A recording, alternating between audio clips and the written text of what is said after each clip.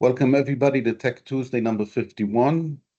Today we're going to talk about friction and go a little bit more in depth into trade secrets and how they help friction, and a little bit about know-how. First, let's take a moment of silence in respect of the hostages which are still not back home.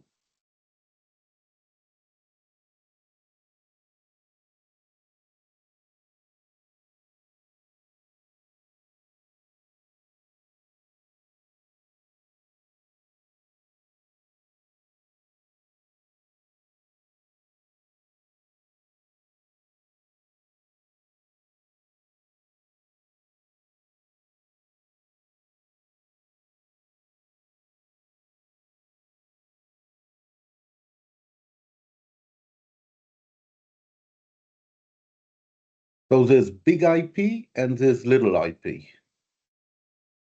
And what do I mean when I say big IP and little IP? If you have a single patent which dominates a field, if you have a lawsuit where you sue somebody for infringing your wonderful patent and get hundreds of millions of dollars in damages, okay, that's big IP. So when we build a patent portfolio for a company, what we want to do, basically, the holy grail, is to have a small number of patents, so it won't be too expensive, but that each one of these patents should be game changing. So if we sue somebody on it, we can get a lot of money. And if we don't need to sue anybody, then nobody can compete. Now, this concept is common in pharma. And I brought here an example from 2012. The iPhone, this is from Wikipedia or something, was covered by 1,300 patents. And today they have over 100,000 patents, and at least half of them cover, the iPhone one way or another, while Viagra apparently had only three US patents. And one of them is for treatment of pulmonary hypertension. So pharma really believe in large patents, and you can see it everywhere. Also, the new weight loss drugs, 20 patents. Okay, a funny number for product valued in hundreds of billions. And similar to these big IP is what's called standard essential patents. And meaning if you want to follow a certain standard, you probably have to infringe it. So I have the example of 5G telecommunication, and they're really going overboard, and they probably have over 10,000 patents, which are said to be SEP. The real number is probably closer to 1,000. But still a large number of patents which are critical, without which you can't compete. But there's also what I call small IP. And if we look at patents, and often we look at somebody's patent portfolio, they have a few big important patents and a lot of small, not so valuable patents. They're not so exciting. When you look at each one of them, you say, oh, I can easily avoid that. And what I want to talk about today is, first of all, that most IP is actually small IP. It's not very exciting, and you can easily avoid it, easily in quote marks, because nothing is easy. And more than that, most small IP is probably in the form of trade secrets and know-how rather than in the form of patents. Now, what is small IP good for? A lot of things, but what I'm going to talk about today is fiction. And I'm just emphasizing that I'm not going to talk about other things you do with IP. In general, patents, IP in general, work, I believe, in three main direct ways against your competitors. One way is what I call cannot. Your competitor wants to do something, but they cannot do it. One is may not. They're not allowed to do it, and if they do it, you're going to sue them. And friction is they can do it, they know how to do it, but because of IP, they're slowed down. It takes them longer to do it. And I'm including here the subject of fog, where the competitor doesn't know what to do. And that's why he's slowed down. Now, one thing I'm not going to talk about today is starvation, meaning the IP starves the competitor of what they need in order to get everything going. And an example is trademark, but I'm not going to talk about it. Now, these are the direct ways, and you can build up many more sophisticated things like traps. And I'm also not going to talk about psychological effects, but I am going to note that when you have IPs that you're sharing with friends for collaboration, for example, you help them can be able to do, you help them may be able to do, and you lower their friction.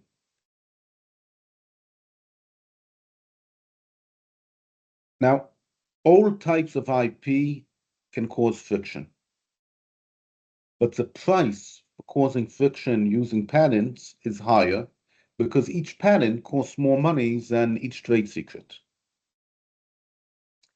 And it's more than that, know-how is generated as you work, as you try to do something.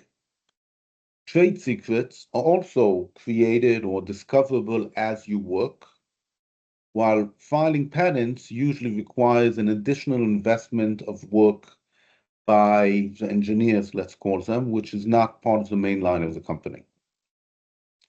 But when we talk about friction, there's, I'm, exaggerating that there's two types. Imagine you're driving on a road.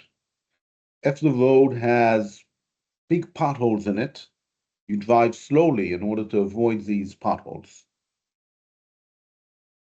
But sometimes the road doesn't have any big potholes, but it's just, covered with a layer of gravel. It's just a bad road. A few tanks went over it. The snow, ice broke it up.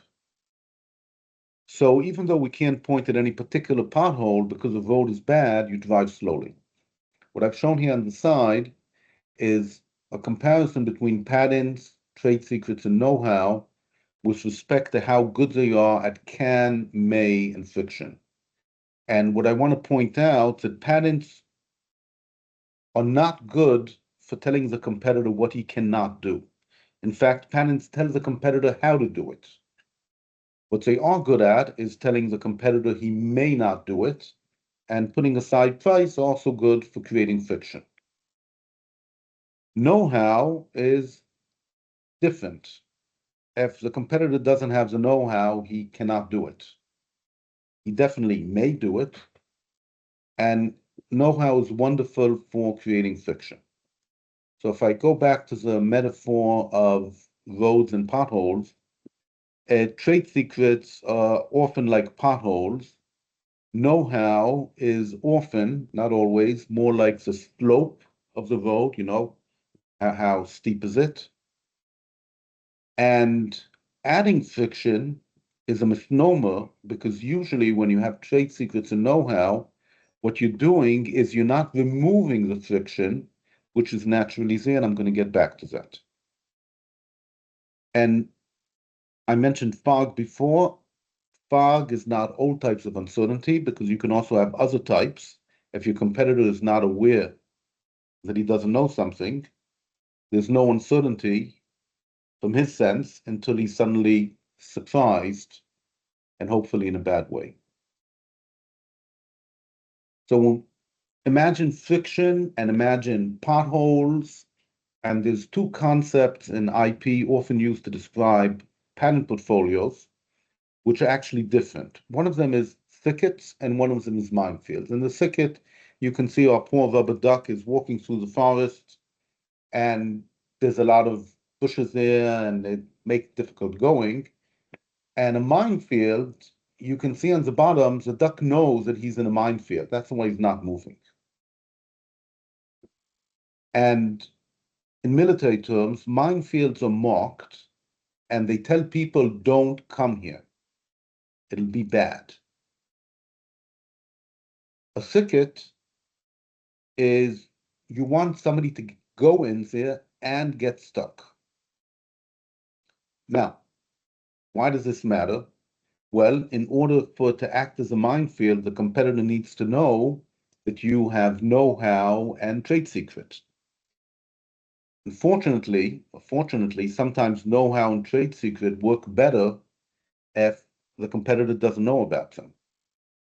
On the other hand, if you try to build a thicket around a competitor, you can't do that with know-how and trade secrets. You can only do it with patents. And this brings us into deception, which I'll talk about later. The important point is, what is a secret? It's something you discovered. Who cares what you discovered? The answer is only if they're doing what you're doing, do they care what you discovered. So really, what you generate when you have a trade secret or know-how is a shortcut for dealing with the world. And you keep it a secret or otherwise deny it in order to prevent your competitor from quickly catching up or going past you. So we're talking about friction and how is this friction supposed to operate on the competitor? So I'm just giving you a few examples. Doing R&D is really difficult. If your competitor also needs to design around, it just makes R&D more difficult. Let's talk about money raising. If your competitor has to explain IP issues or why they can't get IP because of something you did, that will make it more difficult for them to raise money. And let's talk about marketing. If you have a trademark and you have a brand which sells some unique characteristics that you have, and maybe you have a patent on that unique characteristic, your competitor would have to develop a new marketing campaign, which is different. That slows them down.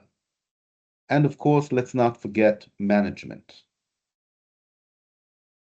Management in some places creates all sorts of procedures to avoid IP. Imagine if each project, before you're allowed to spend more than 10 hours of R&D time on it, you need to show that you have freedom to operate. That slows down R&D in a way that you can't believe.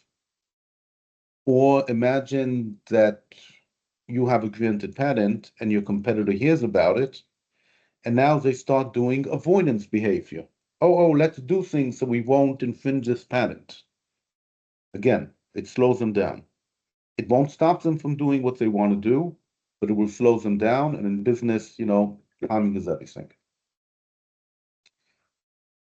Let's talk a little bit more about know-how. So I see know-how as being that you know how to act in a way which reduces naturally existing friction, which means that if there is no naturally existing friction, your know-how is less valuable. And if there's a lot, your know-how is very valuable. It also means that if it was more difficult to figure it out, your know-how might be more valuable because that's the size of the shortcut that you're helping the competitor get. And I've spoken before, there's no how, there's no what, there's no why, when, who, no not. There's all these different varieties of know-how, but they all have to do with you know something that if somebody else knows it, they can work better, faster, more efficiently. Now, what is special about know-how is that it's usually practical know-how and it's usually not legible. What do I mean by not legible? It means it's very difficult for me to give you know-how that I have. Just as an example, everybody knows training to become a patent attorney takes several years. Why? Because passing on the know-how takes a long time.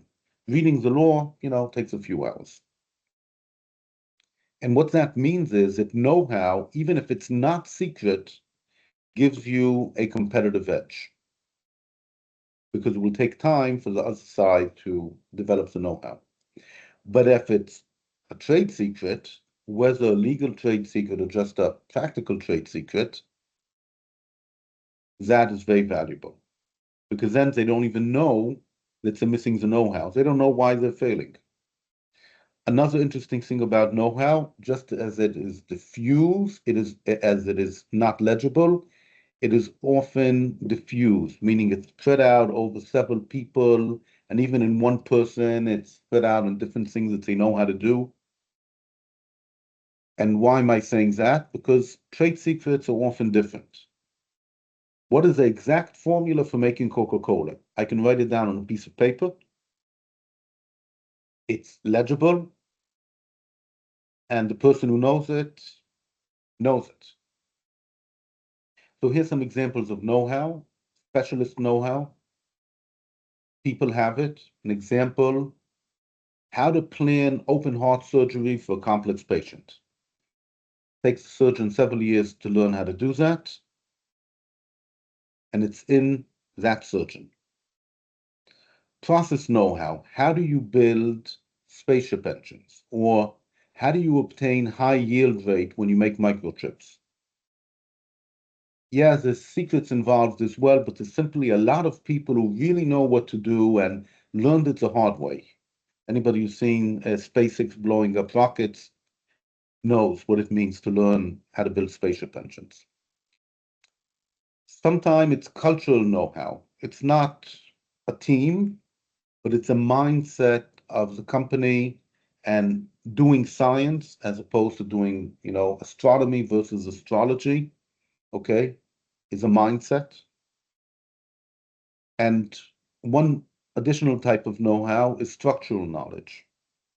Your whole company has a different structure in order to make use of the know-how. And Hire is an example of that. I'm not going to talk about it, but they have a very unique structure which they believe makes them successful. What's a trade secret? Anything that you know and you keep to yourself and that gives you an advantage could be a trade secret. I'm not talking legally. And usually keeping things secret increases their value. Sometimes, for example, for deception or what I loosely call collaboration, it's actually good to publish. A legal trade secret has all sorts of requirements if you want to sue people for misappropriating your trade secret. And I just want to note that at least for startup companies, if somebody stole your secret, then it didn't have any friction effect. And the bad guy got all of your shortcuts. So they can compete with you and maybe they have more money. So the fact that you're going to get damages is just going to be too late. And there's also what I call a practical trade secret, which is basically shut up. Okay, if you don't say anything and make sure to keep it a secret, people won't know. And it doesn't have to legally be a secret in order to be effective. Okay, if I published something, I can't get a patent and maybe it's not a secret, but if I hide the publication or convince people the publication is nonsense, from a practical perspective, it will be. So I just gave you a few examples of trade secrets. What should the temperature profile be in an oven for baking bricks in order to get uniform bricks? How to select which leads to call up and put more sales effort into. An alternative solution to whatever problem it is which you didn't file a patent for. Knowing about prior art, either against your own patents or against somebody else's patents. These are all trade secrets. Trade secrets do not need to be technical. Trade secrets do not have a geographical limit, although different countries do have different laws. And trade secrets have no time limit. Coca-Cola is still a secret after, I don't know, 100 plus years. Trade secrets are cheap, definitely cheaper than patents, but they're not free because In patents, you're forced to write a document, and there's a patent office which forces all sorts of procedures on you. Trade secrets don't have that. But if you really want to maintain them, you're going to have access management, knowledge management, publication management, awareness, education. Um, you need to know what the trade secret is. So you have to record it somehow. That costs some money. It changes over time, so you have to track it. Trade secrets are often extracted from know-how. Sometimes those they don't come from know-how, but you simply decide that you have an invention and you're keeping it secret. Any case, it's often a mixture of little secrets and big secrets. And both are important, for making fiction. What I want to do now is ask, how do we look at fiction from a strategic perspective? So I have a patent portfolio, an IP portfolio, sorry. And let's say there's only two jobs to be done by that IP portfolio. One is to cause friction in the opponent's pathway. And the other one is to make sure that the opponent will be in a position of disadvantage. So I'm going to show you a chart. And ideally, both effects are created synergistically by your portfolio. And the x-axis talks about how much friction am I doing, and the y-axis talks about how likely is the opponent to be in a bad place. Very simple. Okay. The more friction, the more on the X side, the more likelihood of the opponent getting to the bad place. Why? And the size of the circle is how bad is it for the opponent to be in that place. For example, if the opponent is suddenly surprised to discover that I tricked him into choosing a bad product configuration, which is a dead end, that's a bad place to be in. If I filed patents that the opponent wasn't aware of, maybe I licensed them in, and now he's infringing 5 patents because of the decisions that I caused him to make, he's in a bad place. If all I have is a patent, it could be like this one on the left.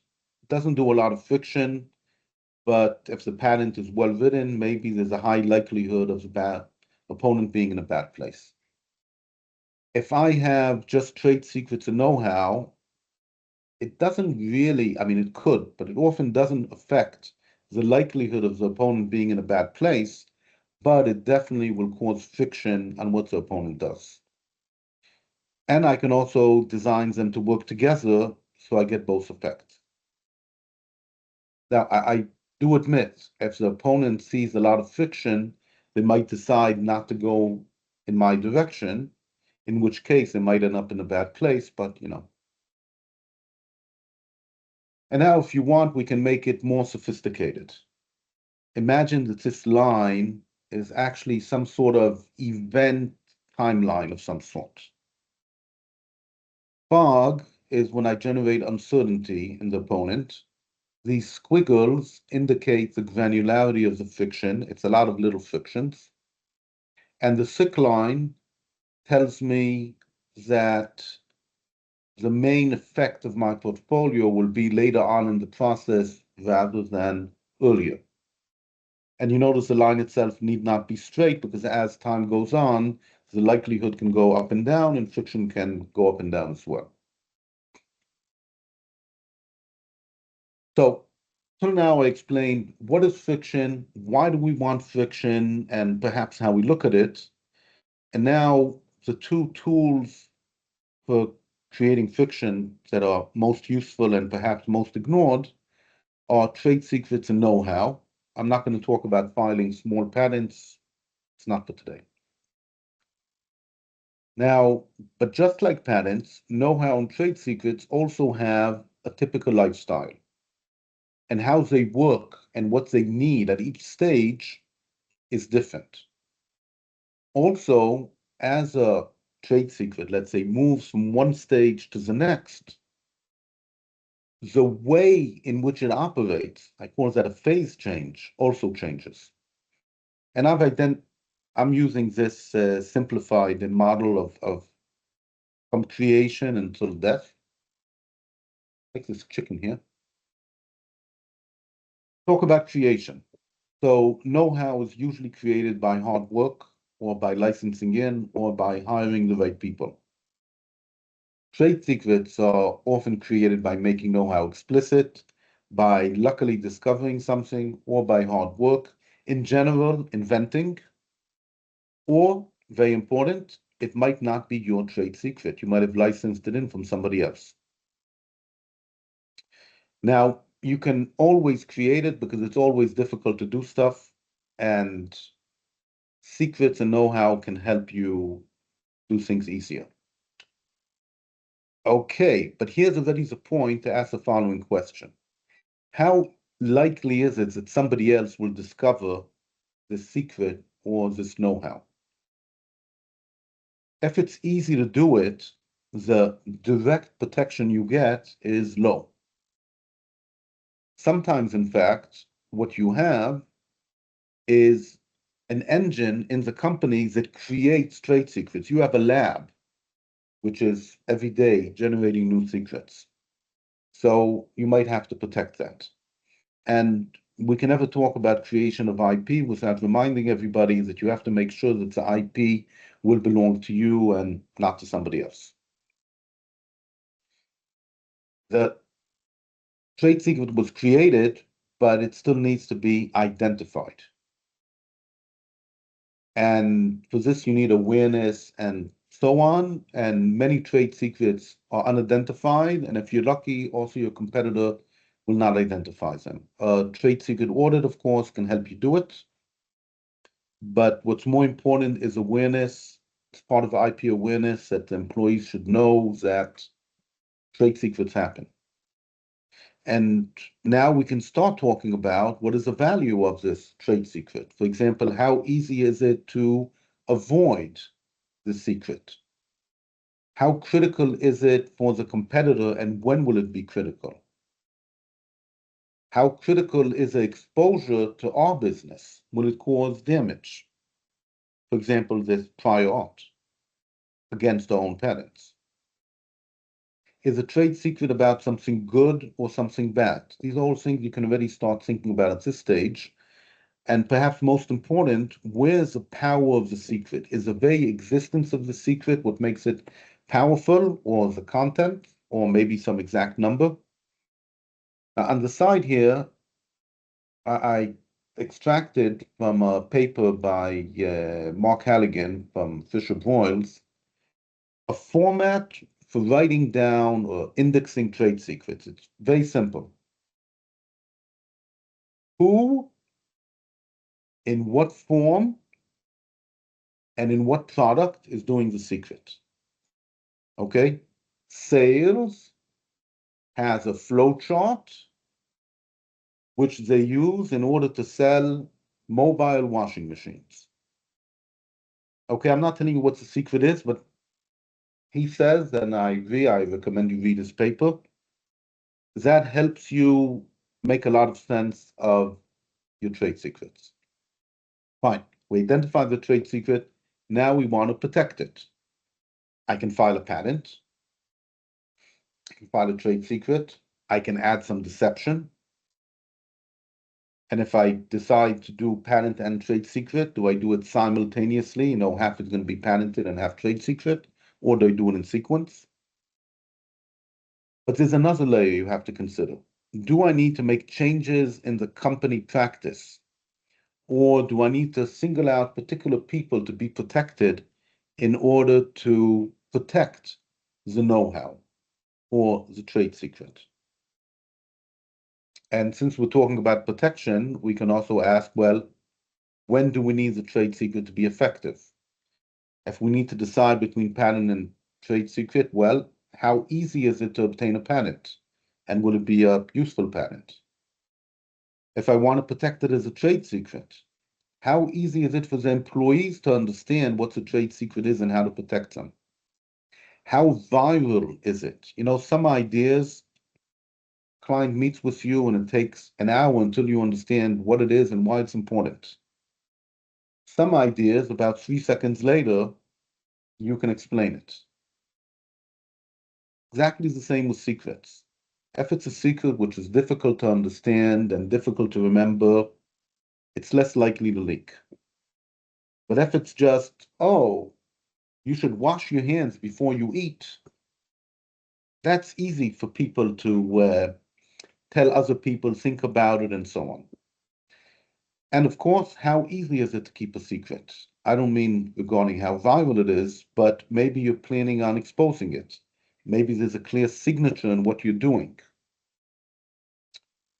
And if we're really talking about protection, we're not doing this for the fun of it. We're doing it because the company has goals. Do you have an overall strategy? Can you explain how this trade secret or know-how act as part of your overall IP strategy? For example, using the chart I just showed. And sometimes when you discover a big enough secret or know-how, things have to change in your company.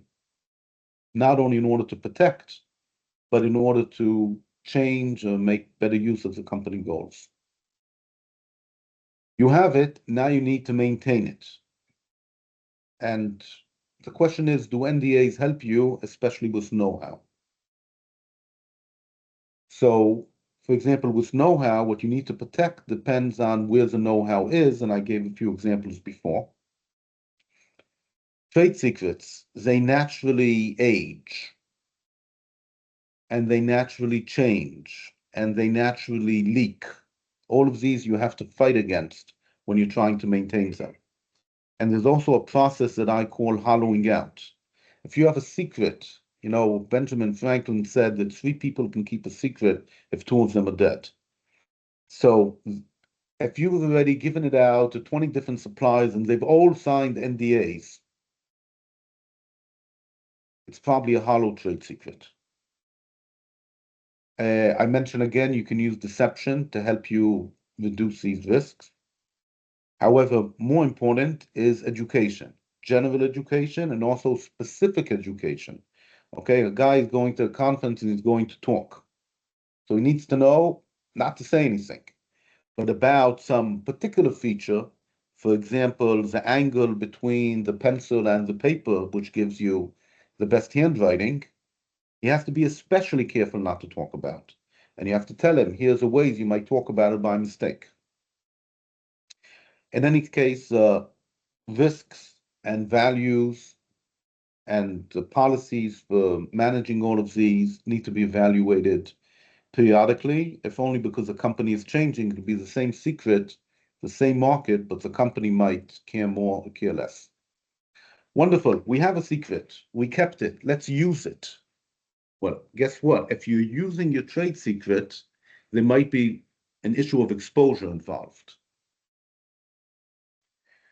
So if we look at a trade secret as being the equivalent of a delay in the competitor and in the resources that they need in order to discover your secret, in order to steal it from you, that's what the trade secret is.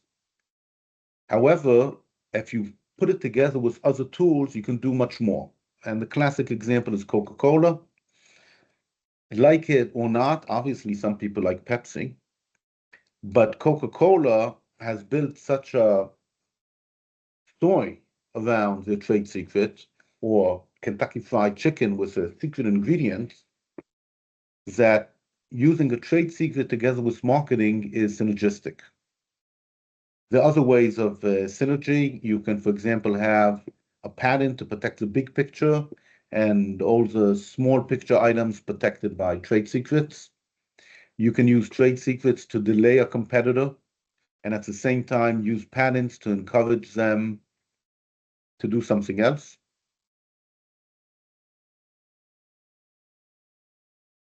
And let's talk about complex IP portfolios with a focus on the trade secret part.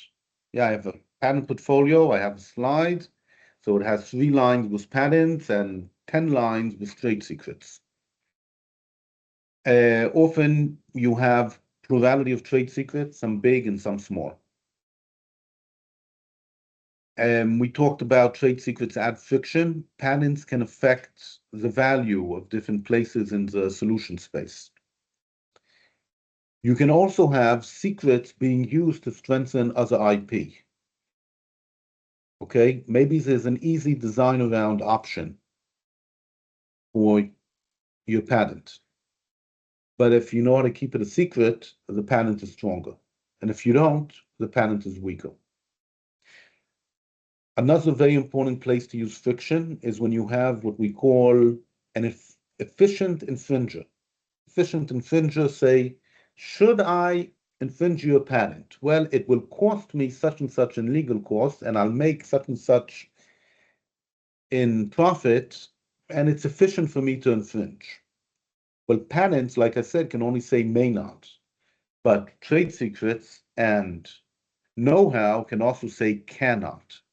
And they can also give not only a risk of delay, but also an uncertainty because they don't know how long it will take them to redevelop what you're doing. Friction can be a continuous friction, or you could focus a friction on some particular features. And what does it mean to focus your friction?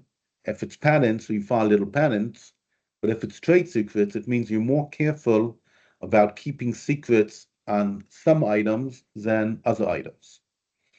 I think you're aware that if everything is a secret, then nothing is a secret, at least from a practical perspective. Okay, somebody stole your secret.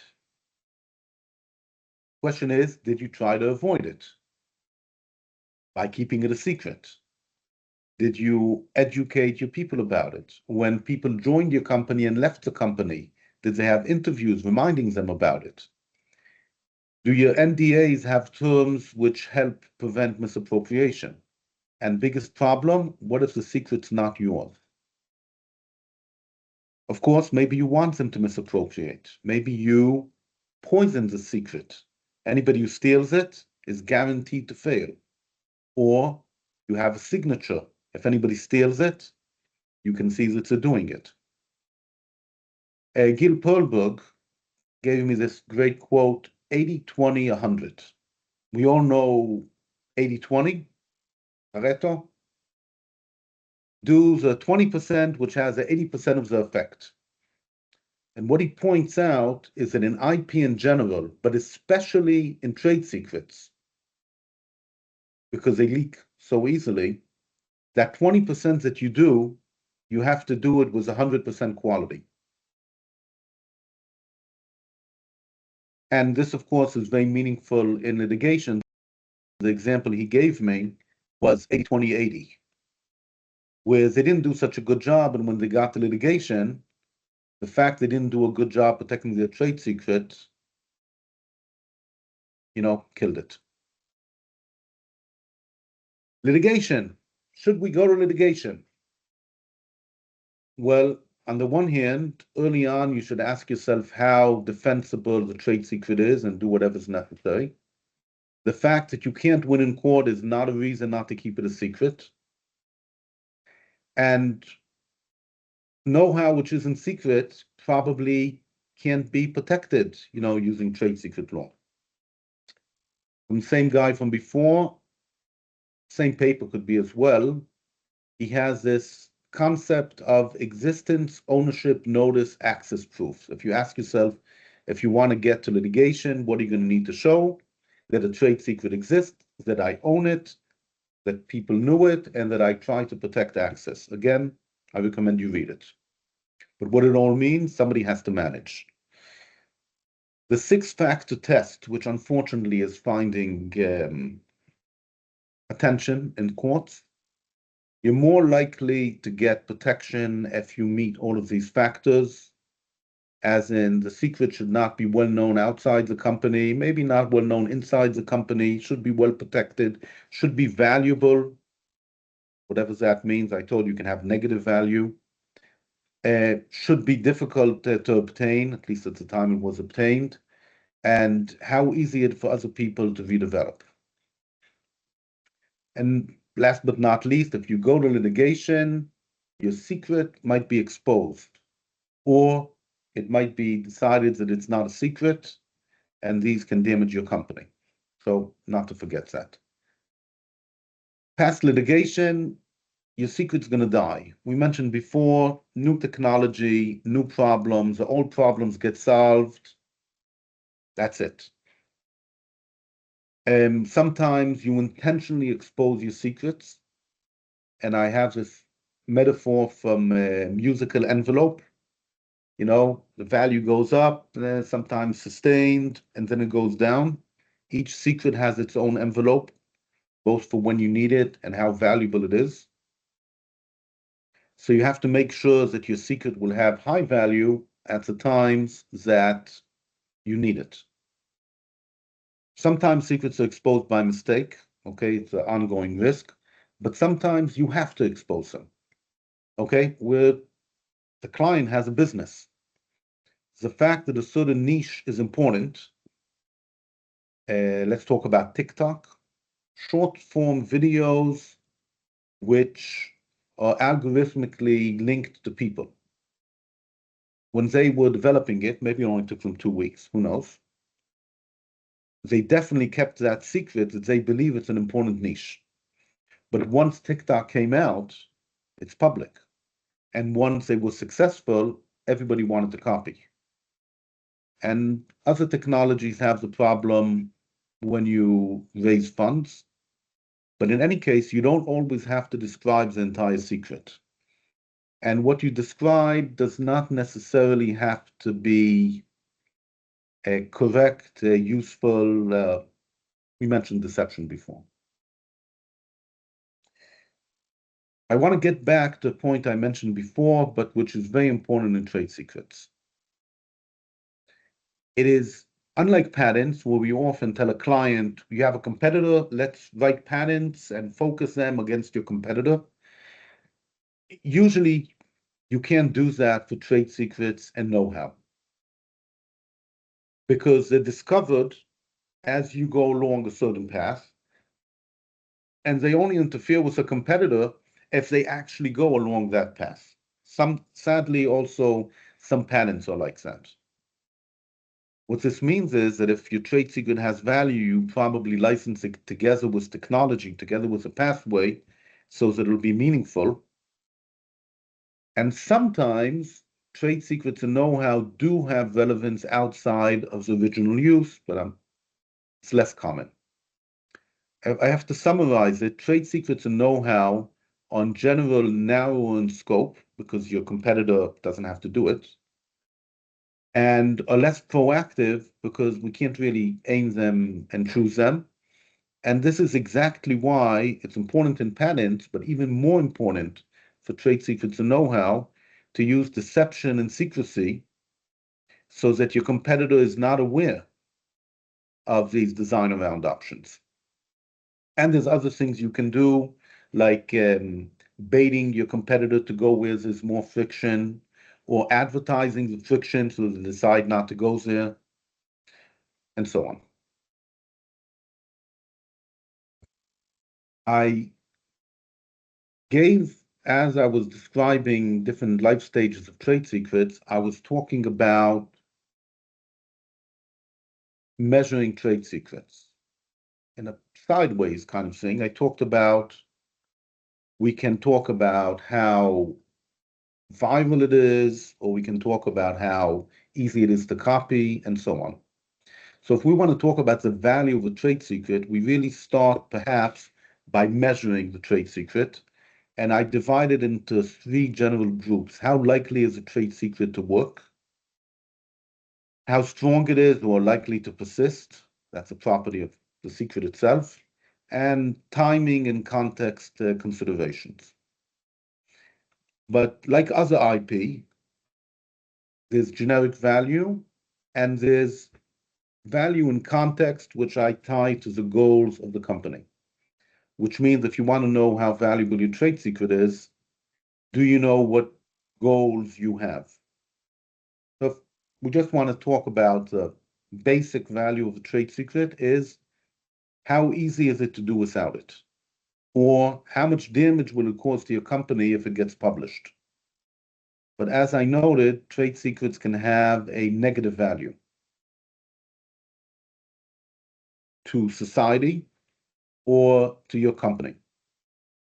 For example, if there's an ecosystem and I have software, which people need to understand how it works in order to work there, and I don't tell them, the ecosystem will be stunned. And of course, because trade secrets don't work alone, they should not be valued alone, but it could be that friction is a unit that we can value. In other words, these 5 trade secrets and these 2 patents generate such and such friction, and because it will slow down my competitor by 2 years and $1 million, it gives me a value of $10 million.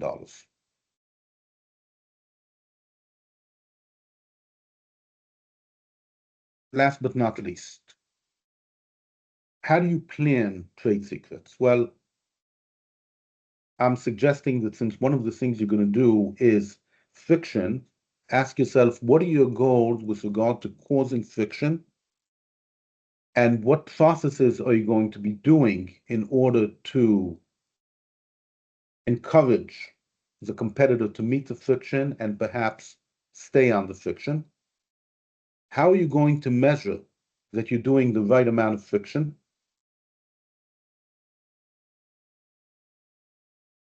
Remember that if you motivate a competitor to want to make a product like yours, they're motivated to design around.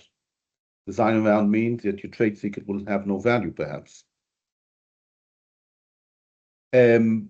When you have this type of plan, it helps focus your attention on where in the company you should be looking and doing this trade secret audit I mentioned before. And I want to comment that usually people don't intentionally generate trade secrets that they don't need, because if they leak, they can often cause damage. But it could be useful to do that in order to assess how strong your IP portfolio is.